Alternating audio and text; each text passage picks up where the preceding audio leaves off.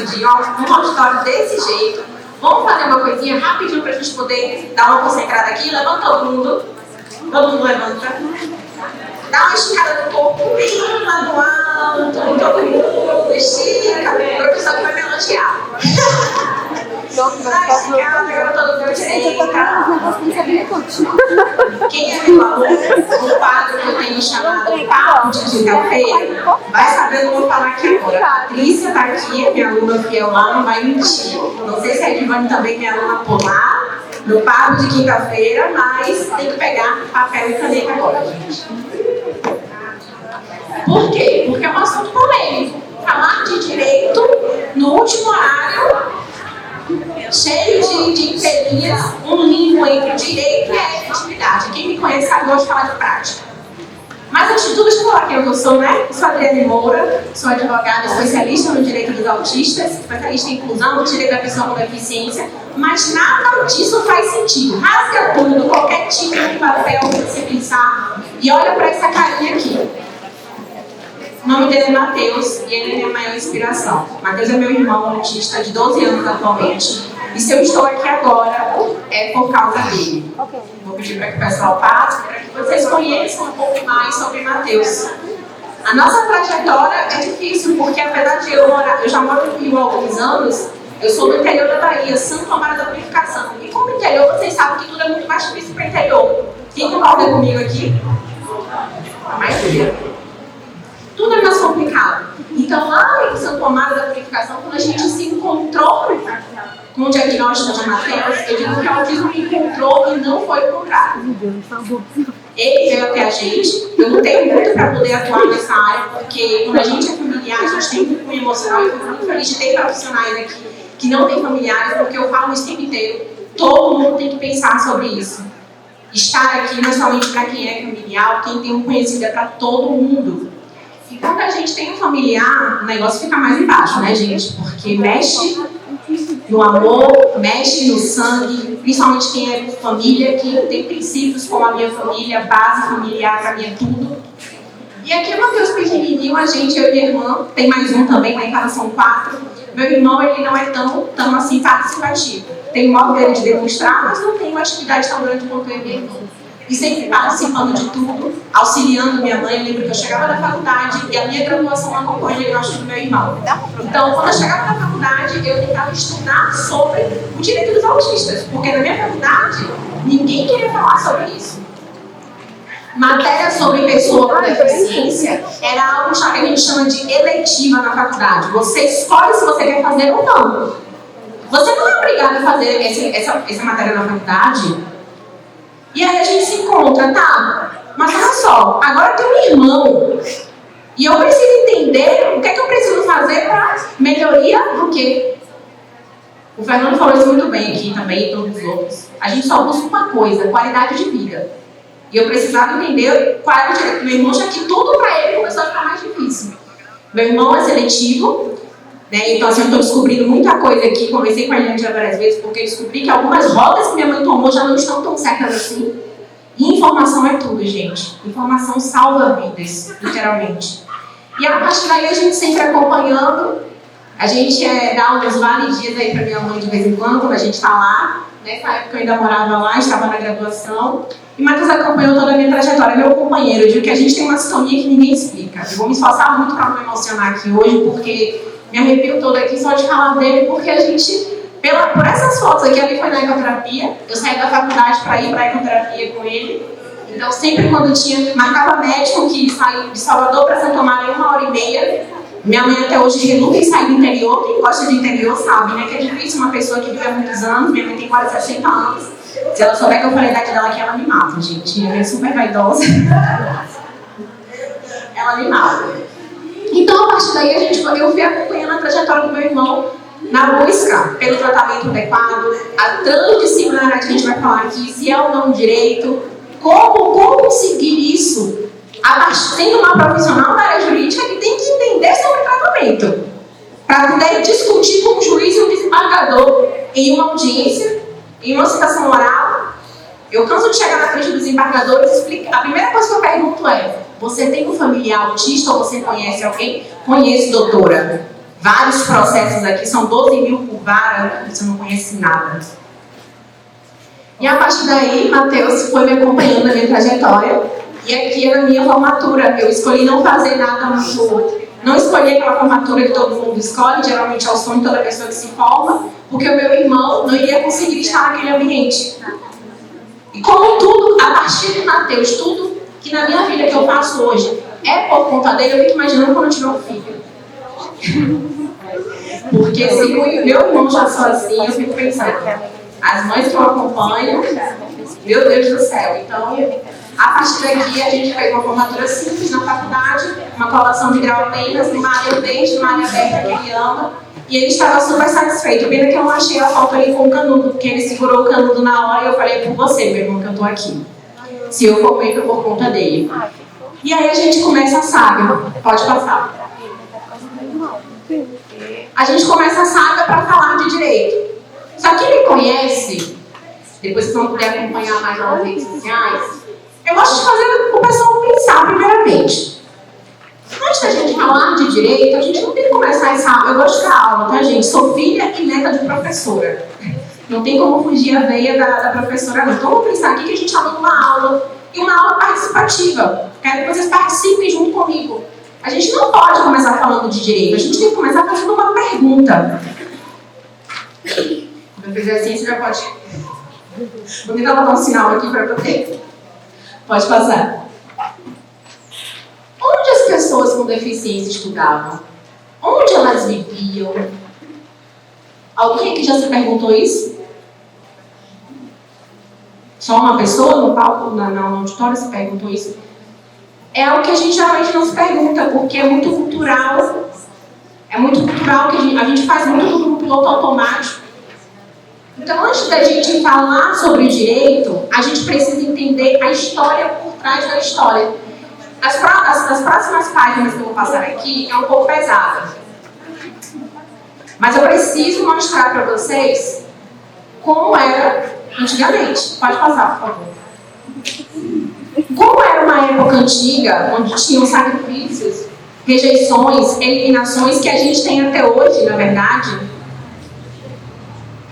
Até onde a gente encontra de eliminação e rejeição? Na fila do SUS, no plano de saúde. Quem aqui tem plano de saúde? O filho ou a filha tem plano de saúde. Quem aqui já precisou do SUS para alguma coisa? Aposto que não conseguiram muita coisa. E eu sei que é difícil a gente falar sobre isso aqui, porque você vai falar assim pra mim, mas a Adriele ainda não tem nada. A gente ainda tá com muita dificuldade, a gente tá... É difícil, porque todo mundo chega pra mim e fala assim, para de falar de direito, porque não tem efetividade, nada acontece. Só que eu sou uma profissional da área que luta por isso dia a dia. Então, no dia que você me ouvir falando assim, realmente nunca dá certo, eu tenho que parar agora e ir embora. Porque você vai conseguir perceber aqui que não tem uma receita de bolo, não tem um caminho fácil. Agora eu vou te dar o caminho das pedras, e você faz a tua parte.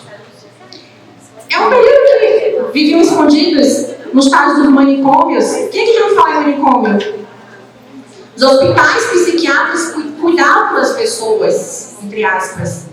Não veio a fonte, isso aqui foi de uma pesquisa que saiu no G1 em 2020, acabou não a fonte das fotos, mas uma pesquisa que o G1 fez em 2020, foi bem no período da pandemia, que acabou as pessoas dando, teve um boom de autismo, de pessoas com deficiência, como se nunca existisse o diagnóstico. A gente viu aqui vários profissionais falando brilhantemente sobre a trajetória, 1 para 36, que eu até falei com a colega, minha charada, a doutora Adriele, que a gente sabe que é muito, né? Esse número ainda não está representado, a gente está aqui, é muito mais.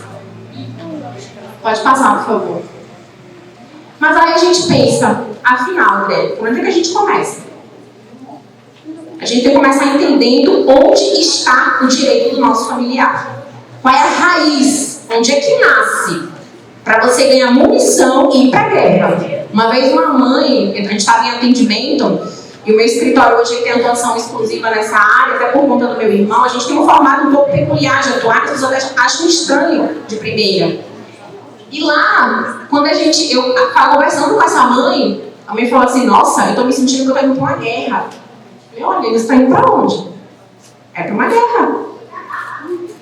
E a gente precisa começar pela lei. Pode passando, dá uns 3 ênfases aí que vai ter. A gente tem que começar, pode parar, pela lei Berenice-Viana. Quem aqui conhece a lei Berenice-Viana? Eu tô só mirando. Tem bastante gente que ainda não conhece, ela é uma lei de 2012. A lei Berenice-Viana, ela é a lei que institui a Política Nacional do Direito dos Autistas. E essa lei ela tem um cunho muito ligado à minha vivência com o Matheus, porque foi no ano que meu irmão recebeu o diagnóstico. Na verdade, de 2012 para 2013 ele recebeu. E essa lei ela vai trazer um ramo de sub-áreas de direitos, que a gente está aqui numa sub-área hoje, que eu vou tentar ser o mais ampla possível para que vocês entendam. E a partir daqui a gente vai conseguir entender que a lei ela vai dizer, é uma lei curtinha. Então eu vou dar uma tarefa de casa para você. Leia a lei quando chegar e grife essas palavras que estão aqui. Tirem foto, anotem, para você ter munição de discutir com a Secretaria de Saúde, com o plano de saúde, com quem for. Vamos aqui para o primeiro ponto. Atenção integral à necessidade de saúde. A lei está falando 1/3, gente? Não, né? A lei está falando metade? Não, é só meio, Adriele, que tem acesso, tem direito. Integral, aquela palavra que está em caixa alta não é à toa. É para que a gente entenda que em uma avaliação, e a gente vai falar muito de relatórios aqui, da base, eu gosto muito de falar de linha do tempo. Eu sou uma pessoa que mais fala linha do tempo em base. Eu não vou nem falar, gente, eu estou querendo antecipar as coisas aqui para vocês. Para a gente entender o seguinte, se é uma atenção integral, e aqui vai incluir, inclusive, a educação física, não está atrás, a gente tem que entender que a lei, quando fala naquelas 2 palavrinhas, intervenção intensiva e precoce, não é à toa. Alguma coisa tem ali para a lei falar sobre isso. E essa lei, ela veio de um grupo de mães. Berenice-Viana é uma mãe ativista da causa, ainda está viva, ela tem um filho autista. Então a lei veio com o nome dela, mas um grupo de pessoas que lutaram por isso. Então são mães que lutaram na época, por quê? Porque não tinham, buscavam do plano, não tinha, buscavam do SUS, não tinha acesso. E não conseguia essa integralidade, que era muitas vezes uma necessidade, de acordo com a individualidade da pessoa autista. Cada um tem uma necessidade diferente das outras. Meu irmão não é do teu filho. E quando a gente consegue entender que se a lei aborda intervenção intensiva e precoce, a gente consegue entender, opa, liga um alerta. Será que meu filho precisa de uma intervenção intensiva e de maneira precoce? Todo mundo aqui antes de mim abordou de forma muito clara a importância da precocidade no tratamento. E aí a gente começa a compreender. A partir do momento que eu tenho uma noção, eu começo a estruturar isso. E aí você vai para um atendimento multiprofissional que a lei traz, só que a gente depois vai transformar isso em outra palavra. O multiprofissionalismo, as entidades profissionais que isso também possivelmente vai precisar, seja de uma nutrição especializada, de uma fonoaudiologia especializada, de uma psicologia especializada, de uma intervenção comportamental direcionada. Não sei aqui o que é. A avaliação que ele vai ter é que vai dizer. E olha a importância de você começar com um profissional qualificado para avaliar o seu filho. Tudo começa com um relatório médico muito bem definido. E se você não consegue encontrar isso, você vai ter dificuldade no decorrer. Até aqui tudo bem? Não quero ser técnica demais. Quero trazer algo muito simples para que vocês compreendam. Pode passar. Só que aí a lei traz uma coisa muito interessante. Quem aqui já ouviu falar que a pessoa autista é pessoa com deficiência? A autista é deficiência, a pessoa autista é pessoa com deficiência. A lei Berenice-Viana, ela vai equiparar a pessoa com deficiência para efeito legal. Aí você fala assim, gente, eu falo rápido, eu sou baiana, eu digo que sou uma baiana carioca. Então, às vezes eu ligo aqui e saio disparada. Se tiver muito rápido, liga uma pausa aí para poder entender. Quando a lei Berenice-Viana equipara a pessoa autista à pessoa com deficiência, ela está dizendo o que com isso? Toda lei que for para a pessoa com deficiência é para a pessoa autista também. Ok, mas só lei depois de 2012? para frente, já que a lei só veio depois disso, ou as leis anteriores também? As anteriores também. Toda e qualquer lei. Só que aqui, nesse ponto, eu quero focar somente em uma coisa com vocês. Existe uma convenção de Nova York, que é a Convenção Internacional sobre os Direitos da Pessoa com Deficiência, que chegou no Brasil em 2009. Olha só, gente, isso aqui é muito importante, tá? Porque a família que entende isso tem munição para botar qualquer coisa para sua filha, qualquer direito. Ah, André, isso quer dizer que eu vou conseguir sair outros 500. Estou dizendo que munição e base para fundamentar você vai ter. A convenção, ela é de Nova York e ela chegou no Brasil em 2009. Isso quer dizer que ela chegou aqui numa posição dentro das leis do Brasil. Que posição foi essa? A mesma posição que a nossa Constituição Federal tem. E qual é a posição que a nossa Constituição Federal tem? Aquela que diariamente é desrespeitada. Está no topo. Não tem nada acima dela. É uma lei máxima. Então nada pode ultrapassar. A Convenção Internacional também não serve nada. A Convenção, ela está do ladinho da Constituição. Ela tem o que a gente chama no mundo jurídico de status de emenda constitucional. Ou seja, ela é tão forte quanto a Constituição. Opa! Abriu um leque aqui. Então isso quer dizer que a pessoa autista está equiparada a essa, está amparada por essa lei também? Está. E é uma lei máxima, que nada pode desrespeitar nada. E lá tem um capítulo só sobre saúde. E se alguém desrespeitar poder público, empresa privada, o que for, comete o quê? Ato discriminatório. E ato discriminatório é o quê? Crime, porque se enquadra em discriminação, a gente vai aprender isso aqui. Então, olha o caminho que a gente percorreu aqui. Quando você consegue entender isso, a gente para aqui. Nesse estatuto. O Estatuto da Pessoa com Deficiência, a gente fala que é o filhotinho da Convenção. Por que é o filhote da Convenção? Porque muita coisa do que está aqui, muitos artigos, advém daqui. Foi replicado aqui da Convenção. E aqui é uma lei federal, a Lei 13.146 de 2015. Lei federal quer dizer que vale para o Brasil inteiro. E lá tem um capítulo só sobre saúde, Isso aqui é a base. Não tem como você brigar pelo direito do seu familiar sem base. Sem base você não tem nada. Então começa pelo básico, arroz e feijão. Porque com o básico você consegue avançar e para um nível maior. Dri, você pode pensar assim, Adri, como o pessoal lá me chama no Instagram, Adri. Mas a gente não vai poder usar isso aqui. Eu vou poder aprofundar tanto assim, mesmo não sendo da área jurídica? Deve aprofundar. Pode passar.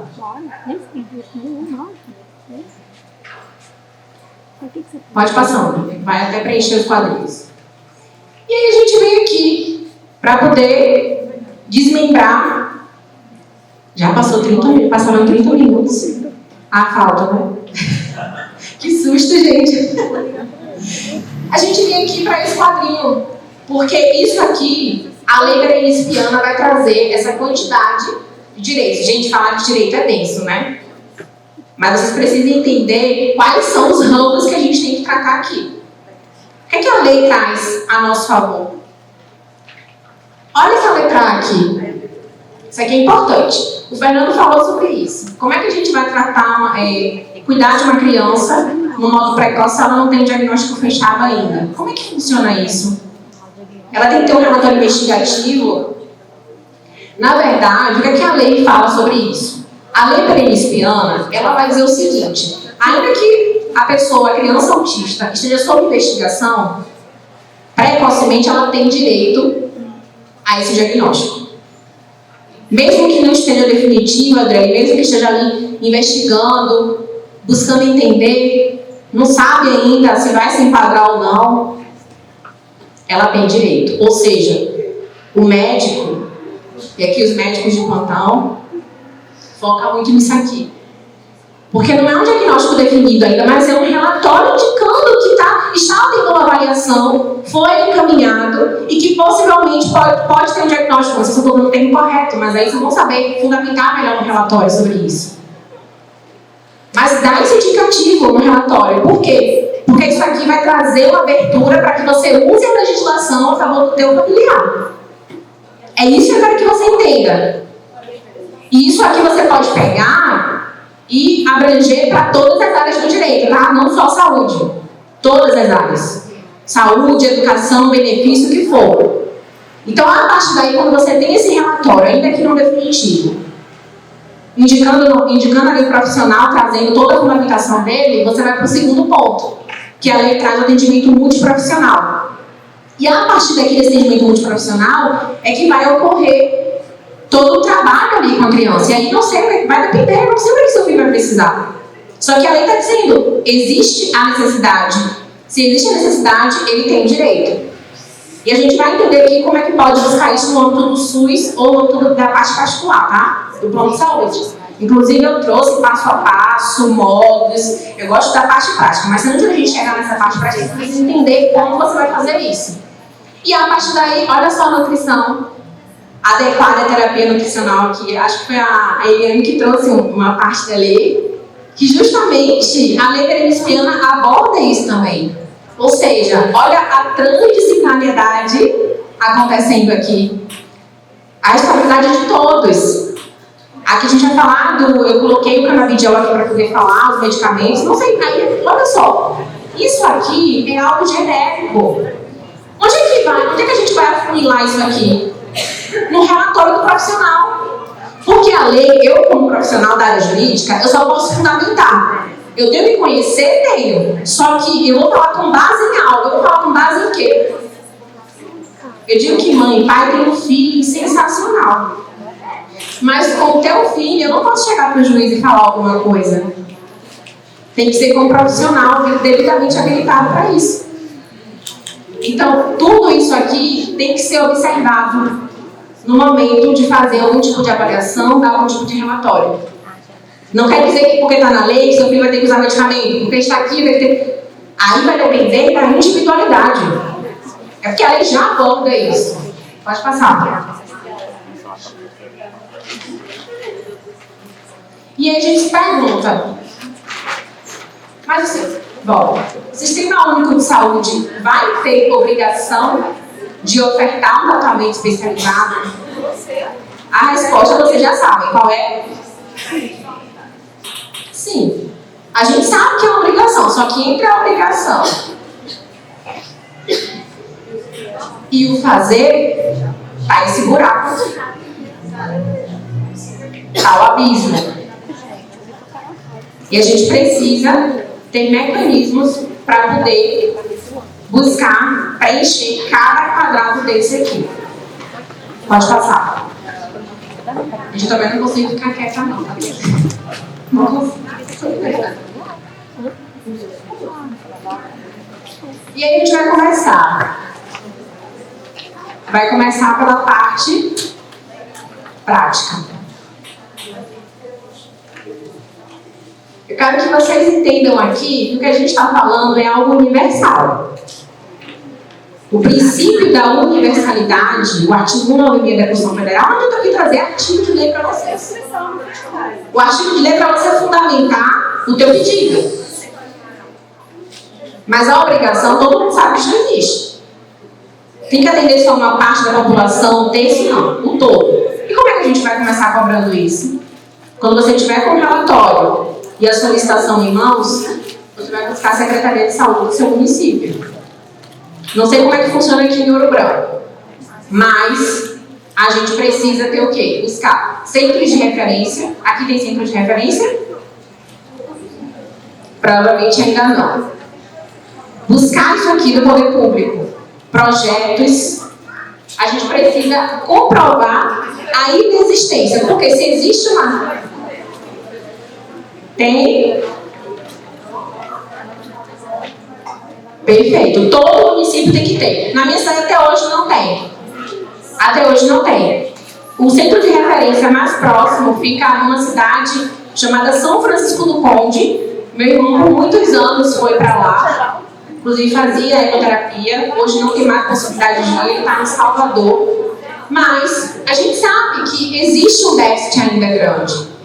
Existe. E a gente precisa buscar construir isso. Porque as coisas só acontecem com a pressão popular. Quem é que faz lei? Quem é que faz lei? Quem faz lei é o povo. Você acha que a lei Berenice Viana surgiu porque todo mundo queria que a lei existisse? Ou foi um grupo de mães que foi lá lutar e bater na porta do Congresso para que a lei fosse feita de fato? Porque não tinha assistência. Eu falo mesmo, tá, gente? Eu falo mesmo. Então tem que cobrar. É até bom a gente estar aqui no meio da prefeitura para começar a cobrar, a andar mais rápido o projeto. Tem que fazer. A gente, como familiar, é nossa obrigação fazer isso aqui. Porque não adianta deixar tudo só na lei bonitinho. Tem que partir para a execução. E a pessoa que não consegue ter um plano de saúde privado, que depende única e exclusivamente do SUS, como é que fica? Então, como é que a gente prova a inexistência? Caso ainda não tenha, mas existe uma necessidade aqui pontuada, é começar a buscar. Ir no local. Porque, apesar de ter um projeto, não vai esperar. A necessidade de uma criança não espera. Então é isso que eu quero que você entenda. Se não dá para esperar, tem que buscar outras formas. E a partir daí a gente tem que sempre pensar em quê? Prova escrita. Tudo começa com um relatório muito bem feito, de acordo com o que realmente o teu familiar precisa.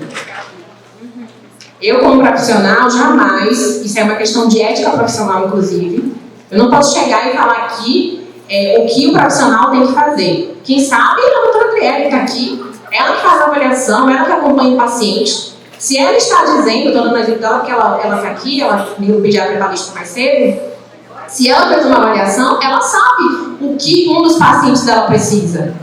E ela vai fazer a avaliação. E a partir daí você vai buscar. E comprovar que realmente se tem ou não tem, de alguma forma. E a partir daí a gente vai para o quê? Com as comprovações. Só que palavras se vão ao vento, tá? Palavras do direito se vão ao vento. Se você ainda não conseguiu, você pode buscar a Defensoria Pública. A Defensoria Pública está aí para poder obrigar o SUS a ofertar ao profissional. A gente tem casos em que o SUS, inclusive, custeou em local particular.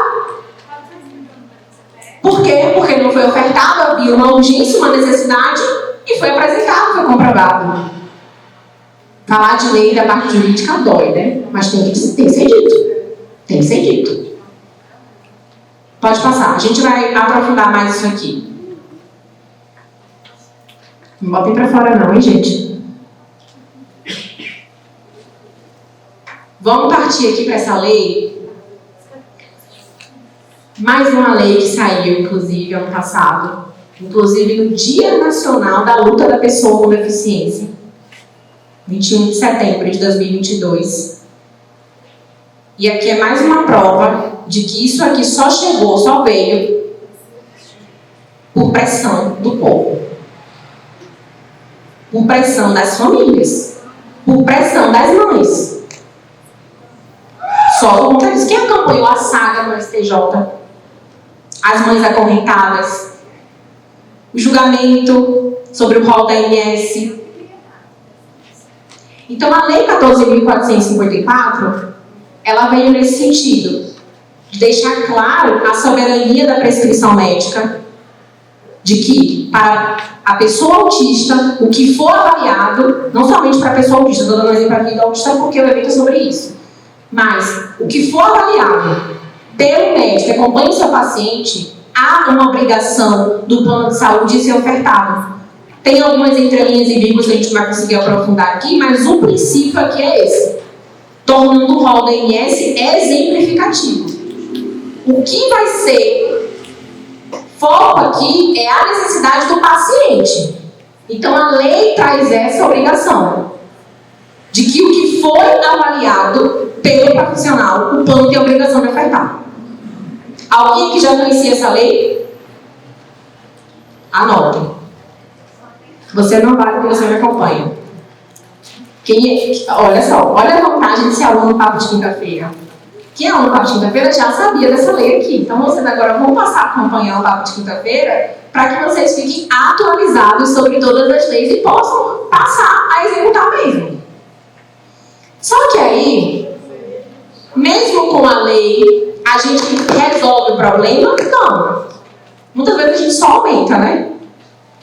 Ao invés de resolver, a gente aumenta mais ainda. O que a gente tem que fazer? Buscar as entrelinhas. Por quê? Com a lei, a gente tem algumas resoluções aqui da ANS. Aqui, para quem tem plano de saúde, a gente vai voltar a falar do SUS, tá, gente? Eu estou tentando intercalar ao máximo para que vocês possam ter o máximo de informação possível. Eu estou aqui correndo, mas eu preciso que vocês entendam. Eu não posso sair daqui sem falar sobre essas questões. A resolução 469 da ANS, vou começar por ela. Para comigo e pensa. Quantos aqui os filhos fazem tratamento? Algumas. Tem carga horária específica? Tem. Não tem carga horária específica? Mas tem a necessidade? Não é o que faz, é o que precisa. Tem. Aí vamos pensar aqui. O que é que traz a resolução 469 da ANS? E aqui a ANS é a Agência Nacional de Saúde. É o órgão que, em tese, teria a obrigação de fiscalizar os planos. Mas fica mais do lado do plano do que fiscaliza. Aqui a gente pode falar a verdade? Pode. Deve. Vamos entender que essa resolução vai dizer o seguinte: nenhum tipo de tratamento pode ter limitação de sessão terapêutica. Resolviram? Nenhum. Toda carga horária que for avaliada para o teu familiar autista é obrigação ser completa. Tudo que foi avaliado. Eu estou vendo os rostinhos assim preocupados, porque eu sei que a realidade é boa e crua. Mas se a posse dessa resolução para poder você brigar pelo direito do seu filho, porque existe. Se eu digo que hoje o meu irmão não tem limitação de sessão, ele faz o que tem que fazer por baixo de muita luta, gente. Não foi pouca, não. E cada dia uma coisa nova. Meu irmão recentemente,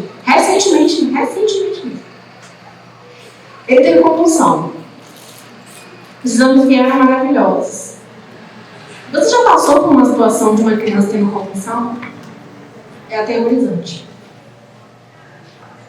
Como se não bastasse o autismo e tudo que já vem, que já tem ali, todas as comorbidades. Veio a compulsão, tirou o chão da minha mãe. Então eu falo, cada dia uma luta nova. Cada dia uma luta nova. Porque a gente precisa ter a posição correta. E a resolução 469, ela traz que não pode haver limitação de sessão. Se são 40 horas, 30 horas, 20 horas, 10 horas, 5 horas, não importa. Tem obrigação e ponto. Só que você precisa o quê? Provar. Não adianta você falar, você tem que comprovar. A base é tudo. E aí a gente vai para uma outra resolução. Essa aqui muito recente, inclusive, a 539, foi de junho de 2023, que foi justamente no período desse desgaste no STJ, que logo em seguida veio a Lei 14.454. A resolução 539, ela fala sobre alguns tratamentos, alguns métodos, elenca lá, depois vocês podem buscar, pesquisar. Fala de alguns métodos específicos, de algumas abordagens, de algumas intervenções. E aqui, nessa resolução, ela deixa claro, mais uma vez, a importância de ser obedecido o que o médico avalia. Se a própria ANS está falando que existe uma necessidade do plano de saúde se atentar e ofertar, observar o que o médico daquela criança está dizendo, quem é que vai ter mais respaldo, gente? É o plano de saúde ou o médico que acompanha? Quem é que receita? Quem é que avalia? Quem é que direciona? O plano de saúde adora dar pitaco. Adora dar pitaco no que vai ser feito, na carga horária que vai ser feita, no profissional, no método. Mas quem é que vai informar isso? Chega a estar com a boca aberta ali, Eva. Quem é que vai informar? Responda, quem é que vai informar? Eu sei que é óbvio, mas é porque a gente tem que falar o óbvio. O óbvio precisa ser dito o tempo inteiro. Então, quando a gente vai para essa resolução 539, a própria ANS se contradiz. Existe um parecer, inclusive, que ela retira medicamento, ela retira o canabidiol, que falou de canabidiol. Se uma resolução ela fala da importância de observar o que o médico avalia, outra ela tira. Como assim? Não, se for domiciliar, não pode. E aí deixa a família confusa. Porque a família assina um contrato que não pode nem discutir uma cláusula contratual e fala, não, realmente a ANS falou que não pode, o plano disse que não está dando parecer, que está respaldando ele. Não é assim que funciona, não. Então você precisa entender que há algo, inclusive, o Conselho Federal de Medicina traz o que, meninas? Liberdade profissional do médico. A liberdade profissional médica aqui tem que ser preservada. Tem um amigo meu que adora falar soberania da prescrição médica. Adoro esse termo que ele usa. Por que é uma soberania da prescrição médica? Junto com o quê? Toda uma equipe. A Eliane falou comigo ontem, nossa, Adri, amo quando a gente tem essa comunicação, porque tem que ter essa comunicação, a importância. Então a gente começa a pensar, se há uma obrigação, ok. Como é que a gente vai fazer com tudo isso aqui? Aquela resolução traz o quê? Traz regramentos, como por exemplo, prazo de retorno. Quando não tiver profissionais na rede, como é que tem que fazer? A resolução 566, que atualizou recentemente. Era 259, agora é 566 da ANS. Então houve uma atualização aqui, preste atenção. Por isso que eu falei para você pegar papel e caneta na mão. Porque sua cabecinha não vai guardar tudo. Você já esqueceu metade do que eu falei aqui, se não está pegando. Pode passar. Quem tem memória é papel, gente. E a gente vai, eu trouxe aqui o canabidiol, inclusive, também, quando a gente fala dessa integralidade, a gente falou tanto no evento sobre a importância de a integralidade ser observada, a gente está falando todo e claro, eu estou falando aqui do que for necessário para o seu familiar. Eu não estou dizendo que tem um canabidiol, que tem que ter no laudo dele canabidiol, ou a nutrição especializada, ou psicologia, não sei, vai depender do que for avaliado. Eu estou te dando a ferramenta para você usar. E existe uma lei aqui recente, porque 10 anos para o direito não é nada. 21 anos, gente, recém-nascido. O que essa lei traz? Ela incorpora aqui, olha só, o SUS tem obrigação.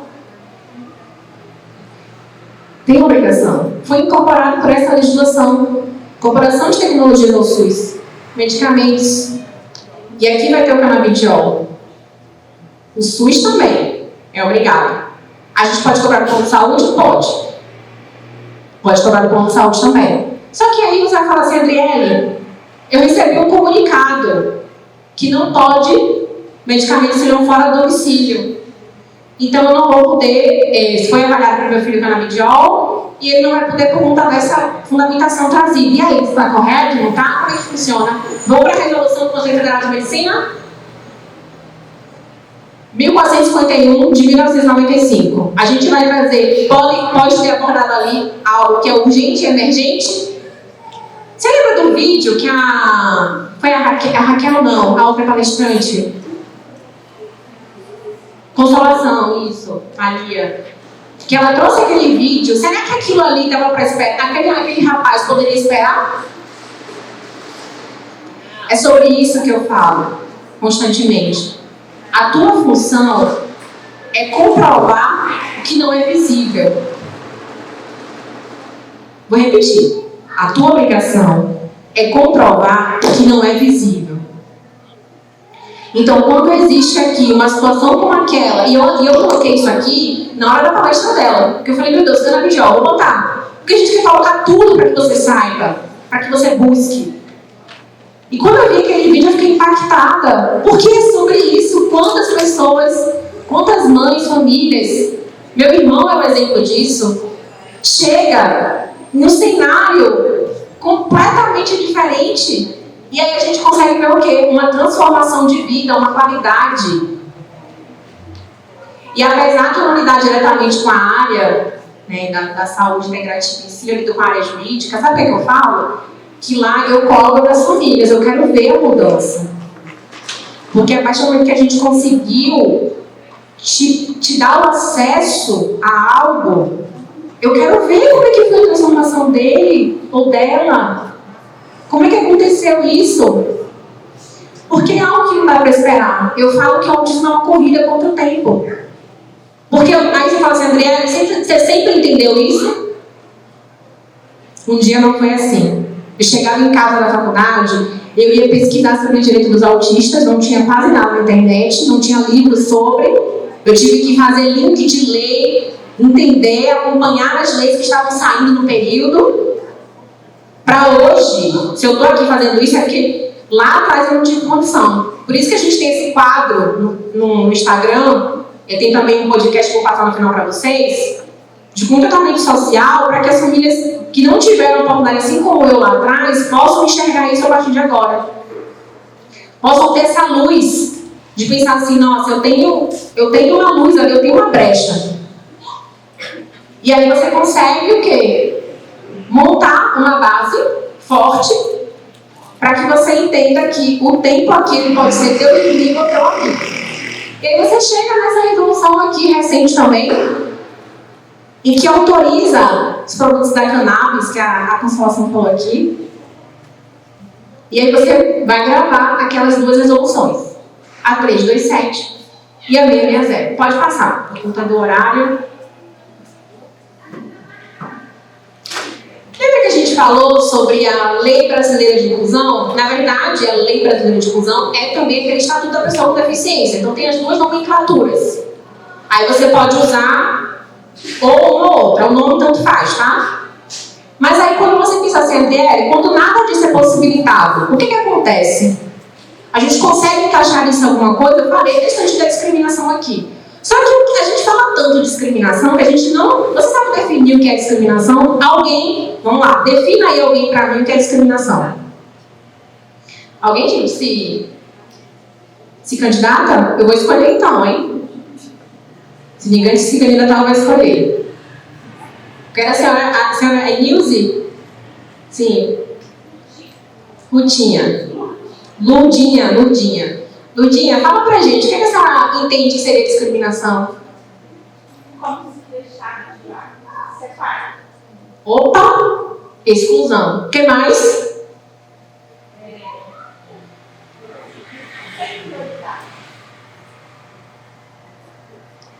Tá restringindo de algo?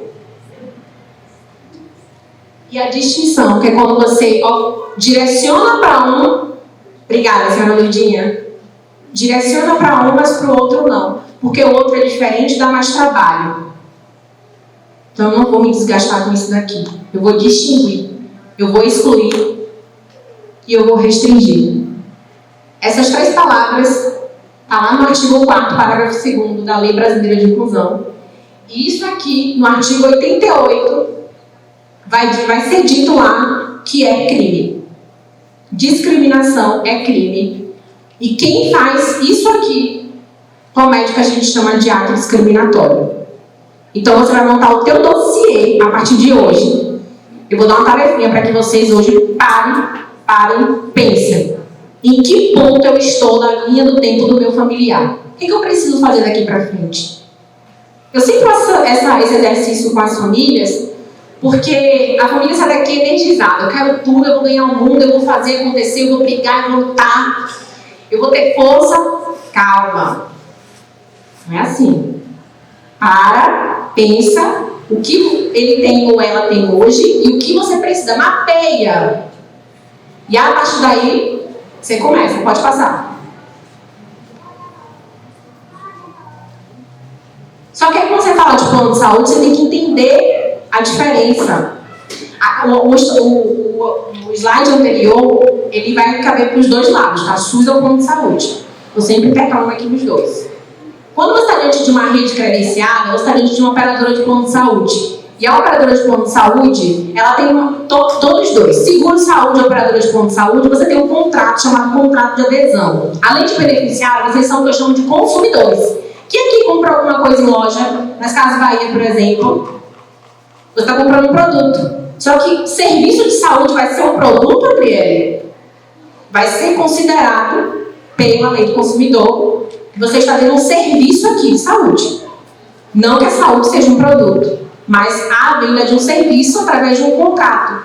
Só qual é o problema? Você assina o contrato sem poder mudar uma cláusula. E lá no contrato vai ter: eu vou limitar o tratamento do teu filho, eu vou limitar a sessão terapêutica dele, eu não vou ofertar medicamento em domicílio, eu não vou ofertar terapia especializada XYZ. E aí o que a gente faz?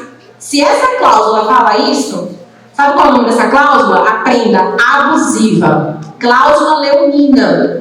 Toda cláusula abusiva que prejudica a parte vulnerável da história. Quem é a parte vulnerável aqui? É o plano de saúde ou é o teu familiar? Então você aprendeu já que essa cláusula é abusiva. E a partir daí você vai buscar o que de fato precisa. E aqui a gente vai ter o quê? Uma gama de informações. Porque se você a gente tem uma rede credenciada, você tem duas hipóteses aqui para buscar. Se não tiver profissionais, há uma inexistência de profissionais. Você buscou e não tem. Olha, Adriana, eu busquei e não tem. Ok, guarda essa informação. Eu até encontrei, mas não tem profissionais, não tem carga horária direito, não tem vaga, nunca tem nada. Então, o que é isso? Indisponibilidade. Se está inexistente ou indisponível, o plano de saúde tem a obrigação de ofertar em outro local. Ah, mas a oferta em uma cidade muito longe. Meu filho não tem condições de ficar muito tempo em trânsito. Não tem, ele desregula, não tem condições. Tem a obrigação de ofertar na cidade, então tem. Tem obrigação. Só que você precisa ter o quê em mãos? Comprovando. Que prejuízo ele tem? Qual é a dificuldade? Por que não consegue? Tem que falar sobre isso, tem que expor sobre isso no relatório.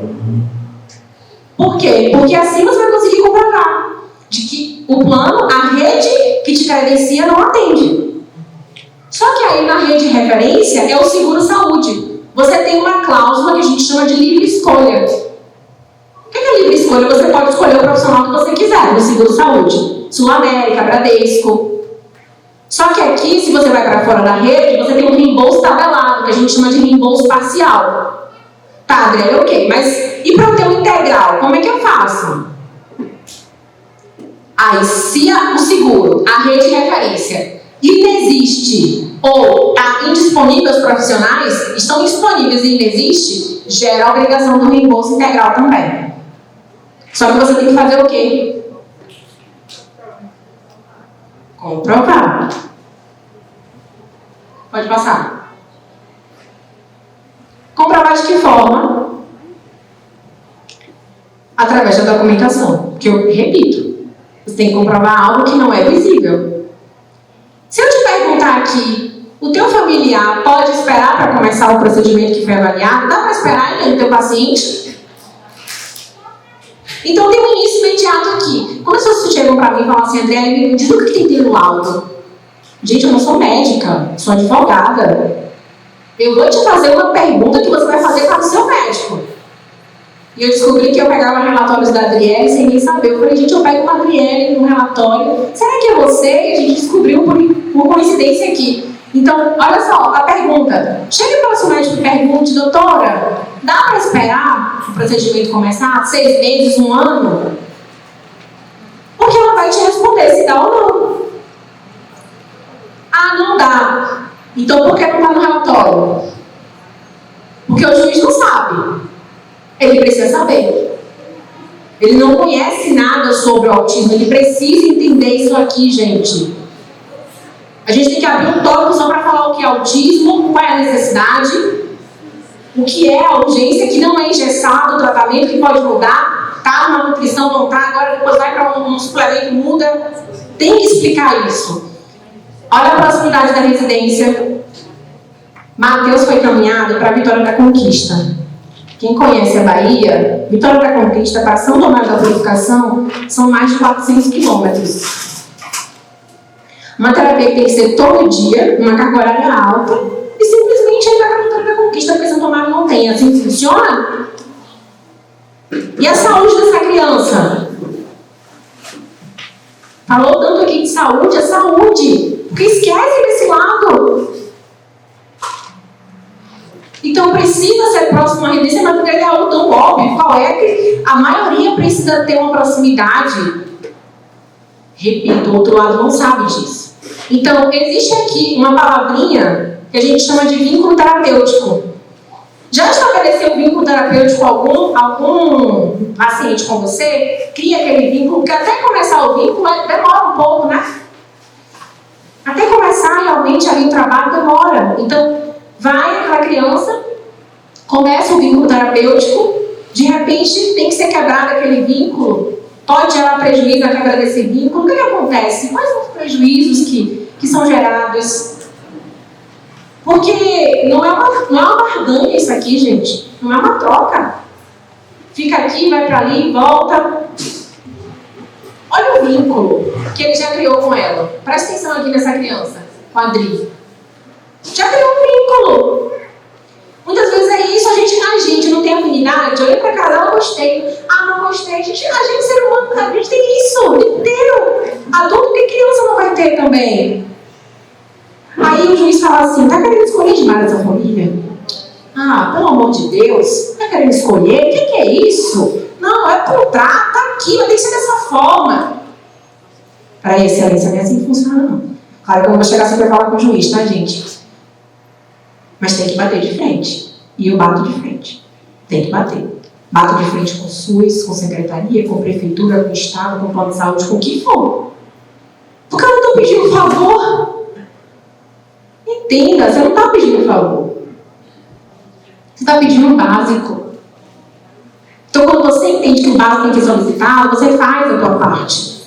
Você cria os mecanismos. Pode passar. Já acabou meu tempo. Posso finalizar, gente?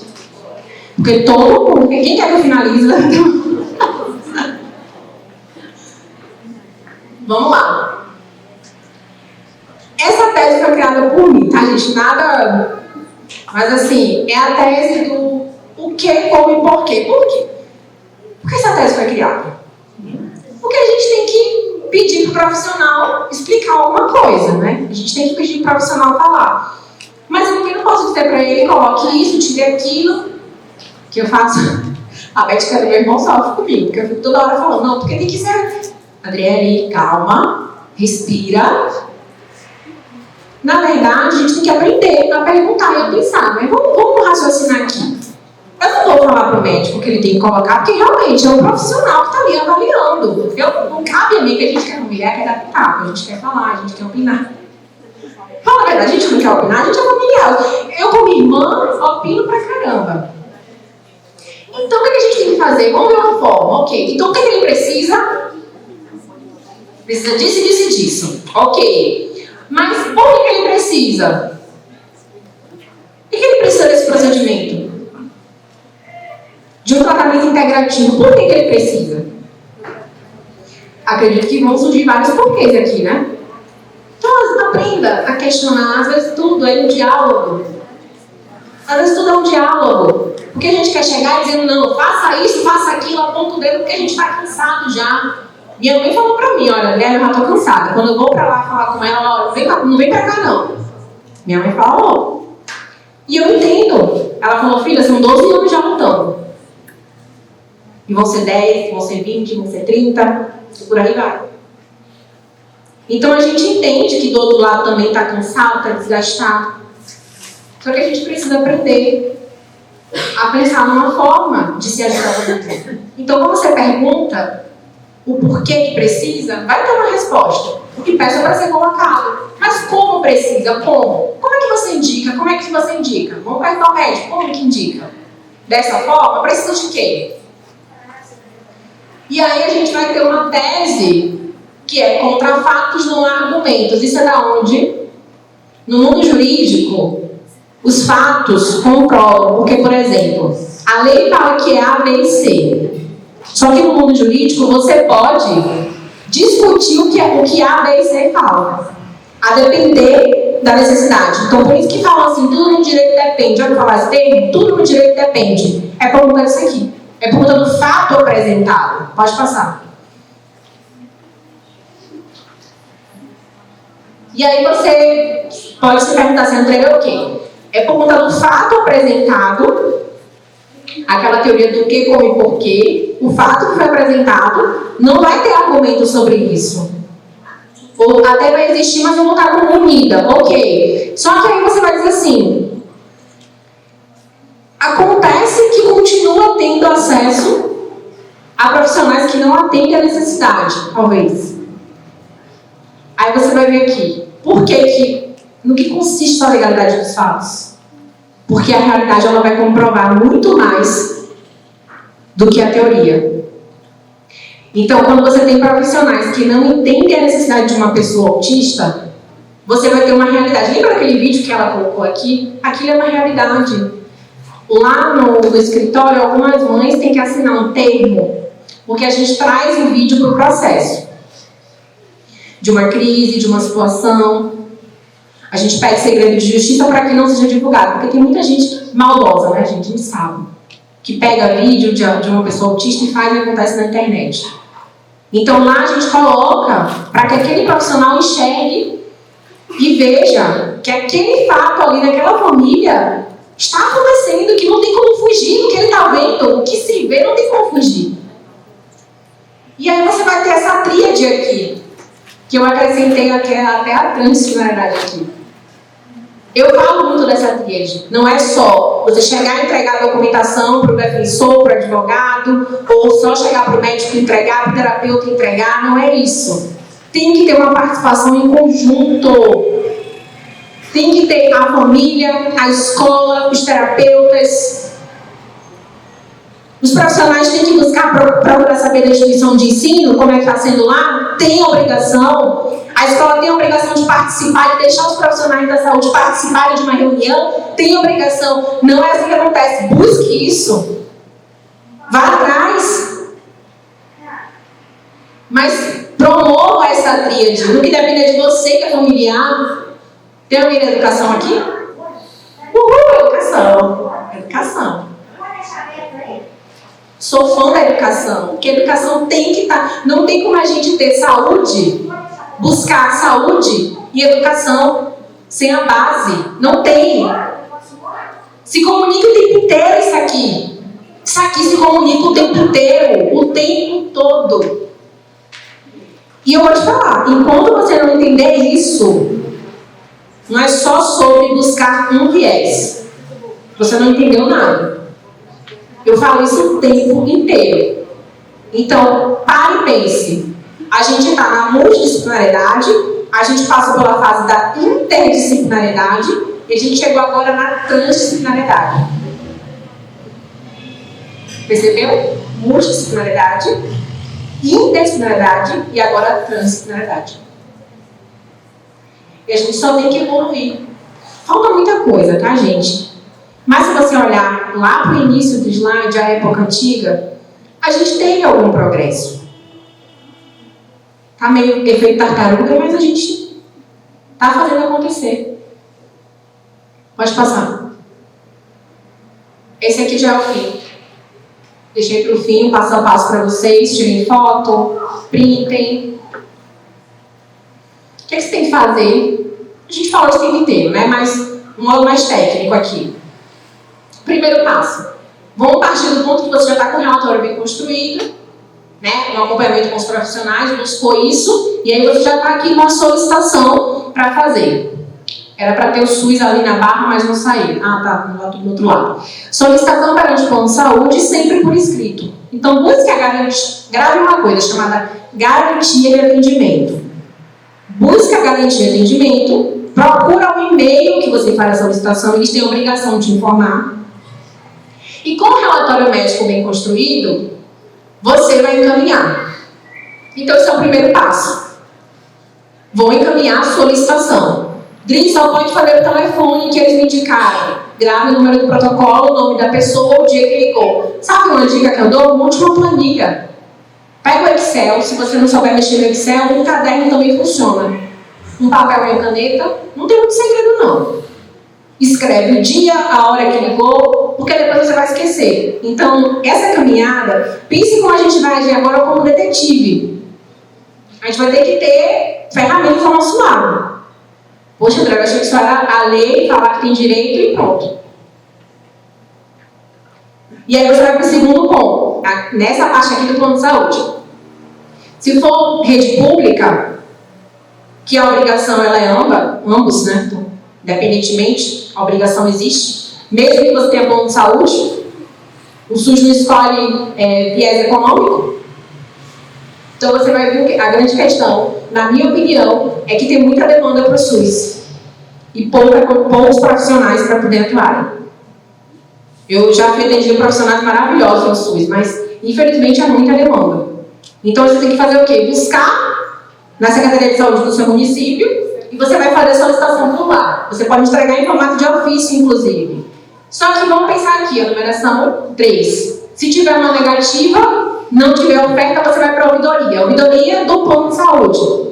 Então é o segundo ponto, a ouvidoria. O terceiro é a ANS. Você pode ligar, pegar o número de protocolo e fazer. Sempre nessa ordem, tá? Teve uma mãe que montou tudo e foi para a Defensoria Pública e conseguiu para o filho dela. Ela falou, não posso custear um profissional, mas eu montei a base e fui. Foi bonita. Está lá fazendo tratamento, montou a base, fez o papel dela, cumpriu as regras do contrato. Venceu o contrato, a gente tem que vencer o contrato. E aí você vai buscar um advogado, um defensor público, não sei o que você vai buscar, mas você vai buscar, de alguma forma. Pode passar.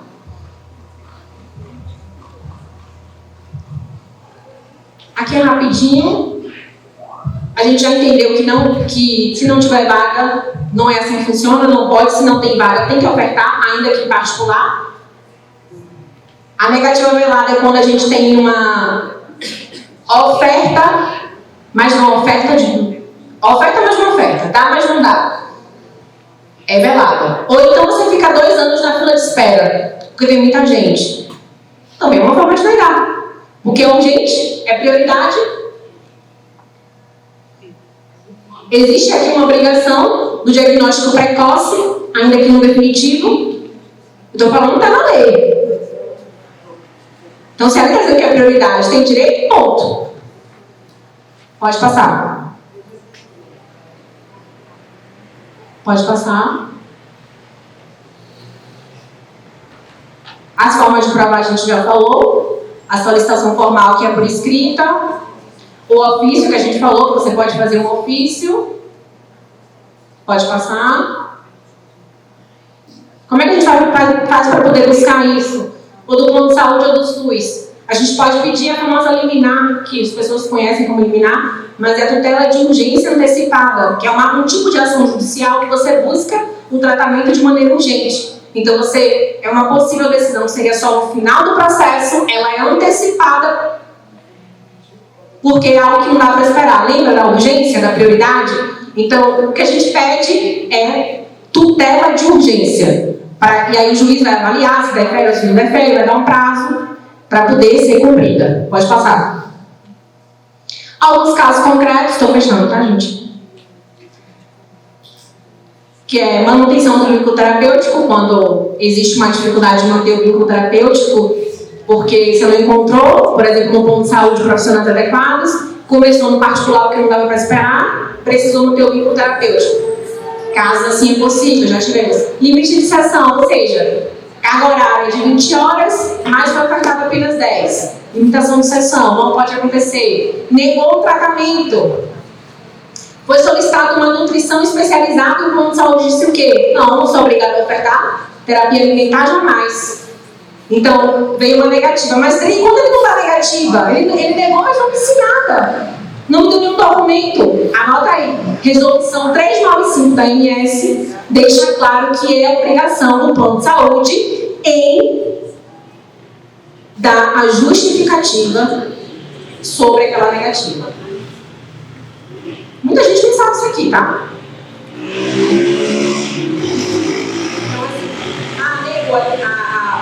O tratamento é grativo, então eu vou entender que é correto, porque ele trouxe não parecer.